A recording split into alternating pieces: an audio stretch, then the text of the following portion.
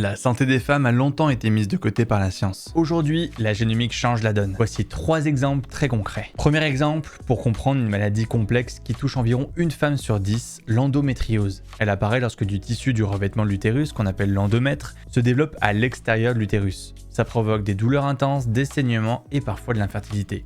Récemment, une méta-analyse s'est penchée sur l'ADN de dizaines de milliers de patientes pour dresser une liste de gènes directement associés à la maladie, notamment des gènes liés aux hormones. En plus de ça, des technologies de pointe sont capables d'analyser les lésions cellule par cellule.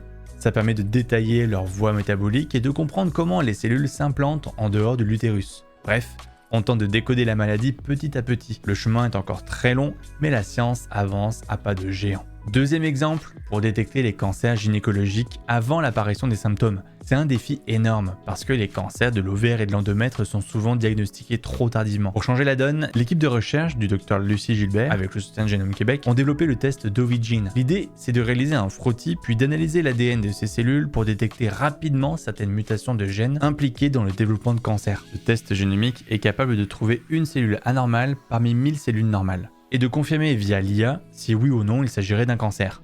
L'objectif, repérer la maladie quand elle est encore localisée et traitable. Parce qu'au stade 1 de ce cancer, la survie frôle les 90% contre à peine 20% au stade avancé. C'est donc une question de temps. Troisième exemple, pour anticiper des complications de grossesse potentiellement mortelles, comme la pré-éclampsie, un syndrome responsable d'environ 14% des décès maternels dans le monde. Elle se caractérise par une hypertension artérielle après 20 semaines de grossesse et peut entraîner de graves lésions au niveau des reins, du foie ou du cerveau.